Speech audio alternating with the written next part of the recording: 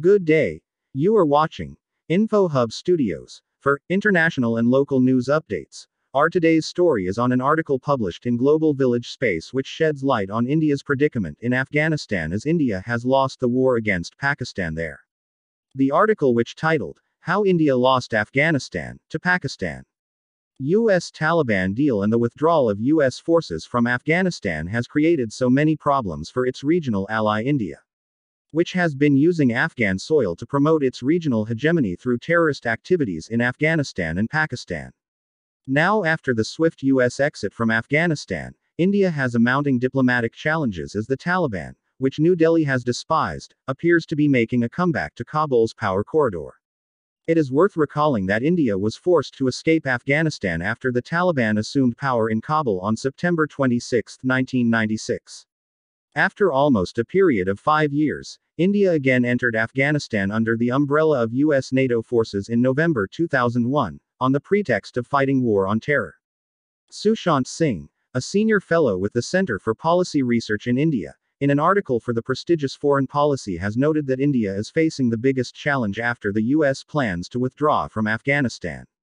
Singh opines that India doesn't have many arrows left in its quiver as the United States leaves Afghanistan effectively in Taliban control, reminding New Delhi of the real limits of its power. It is, he maintains, thus not surprising that India's Hindu nationalist-led government has opted to engage with the Taliban without publicly acknowledging so. He further argues that, as US soldiers move out of Afghanistan, New Delhi has little real power to limit the Taliban's rise, and it has to prepare for the emerging scenario where the Taliban return to Kabul, either through a civil war or through a peace deal that gives them a major share of power. According to a report, India has cultivated a strong relationship with successive Afghan governments, investing heavily in the development and infrastructure of the war-ravaged country, with a total aid of nearly $2 billion since 2001, the largest that New Delhi has contributed to any nation. Abbas Staniksai, Taliban chief negotiator, in a new interview today said, India has always played a negative role in Afghanistan. India supported traitors in the country. However, the country was not been active during the Afghan peace talks between the Taliban and the US, where Pakistan played a decisive role. Analysts believe India's policy has not been a success to build a strong, sustainable relationship with Afghanistan. Kabir Taneja, a security analyst and a fellow at the Observer Research Foundation, believes that New Delhi has backed Afghanistan's democratic system and put its weight behind the presidency of Ashraf Ghani. However, even as an expected actor in an event such as talks with the Taliban, New Delhi, unfortunately, built limited capacities over the years for its opinion to be strong enough to be a by definition regional player in helping Afghanistan politically. India's Afghan outreach, that of developmental aid, people-to-people contact and so on, relied on the security cover provided by the US and its allies. With that gone, the policies of New Delhi will need a serious revisit, Taneja pointed out. Hekmatullah Azami, deputy director at the Center for Conflict and Peace Studies in Kabul, said India will have to undoubtedly start a dialogue with the Taliban. It also needs to be seen if the Taliban will be open to talking to them, he said. Taliban's relationship with Pakistan and militant groups in the region will have a huge impact on the future of India in Afghanistan, Azami said, adding that while Taliban in the 1990s was far more independent of foreign influence, they still lean towards Pakistan on policies related to India. Even in the best of scenarios, it is unlikely that the Taliban would be open to working with India. For instance, the Taliban may not want the army cadets to be trained in India, Azami said.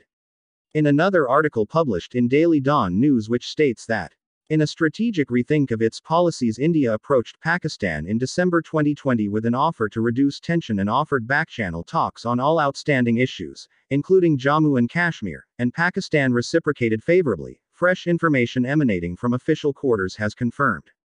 This gesture could be considered an olive branch extended by India towards Pakistan for peace. India proposed that the two countries start talking on all outstanding issues side by side instead of lumping them together in a composite dialogue, said the sources. The Pakistani leadership has agreed to explore all options that can lead to lowering of tension. The back-channel talks, sources confirm, are being held between the intelligence leaderships of the two countries. Sources say New Delhi had preferred that these quiet negotiations take place at this level instead of through a political platform, and Islamabad had consented. Pakistani defense analysts believe that this development is important for maintaining peace and stability in the densely populated South Asia region. To understand the reasons why now India is reaching out for peace with Pakistan. All this must be taken into context with U.S. forces exiting from Afghanistan, after U.S. peace deal with Taliban. Now India is feeling vulnerable due to its anti-Pakistan foreign policy against its people, since it has been fueling and funding terrorist activities in Pakistan through its proxies in Afghanistan for over 2 decades now. Now India is trying to do amends since U.S. exit from Afghanistan has changed the dynamics of the region in favor of Taliban, China and Pakistan. Indian BJP's government war rhetoric and anti-Pakistan statements for past 7 years is public knowledge, and now this peace gesture seems out of order for defense analysts in Pakistan. Since BJP government is still in power and their foreign policy hasn't changed, as they are still trying to sabotage CPEC and other related projects, through raw terrorist cells operating in Pakistan, explosion in Quetta, an attack on Chinese ambassador is a clear example of this war policy, which could result in another escalation between the two nuclear-armed rivals. Highly placed officials argue that India is investing in this fresh engagement with Pakistan because it is faced with a two-front situation on its western and northern borders. As a result, it has had to move a significant number of its forces deployed on the western front to the northern one with China. After this redeployment, Pakistani intelligence officials estimate that the ratio of Indian to Pakistan forces deployed against each other has, for the first time, come down to 1:1. There is an assessment among certain analysts that under the BJP government of Prime Minister Narendra Modi, India could never be trusted to maintain any long-lasting peace in the region. In the end, we must remember how India has committed numerous atrocities against the people of Pakistan, in its 2 decades-long war against the people of Pakistan.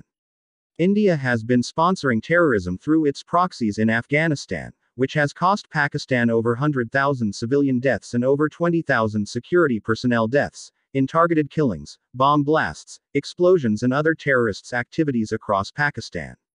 Before talking of peace with India, we must not forget what Pakistan and its people have sacrificed in this great war. We must remember the families who have lost so many loved ones, including sons, daughters and children. No one was spared in this greatest onslaught against our people.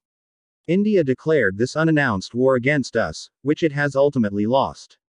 Now, before moving forward, it's time for us to take a stand against India and its aggressive terrorist policies. Now, if India want peace, it must be on our terms, not theirs. Negotiations must be done from a position of strength, and not from position of weakness. We want peace, but not at the cost of our sovereignty. That's it for now. Please subscribe and click bell icon to stay tuned and updated for more information on developments about latest news from around the world at InfoHub Studios.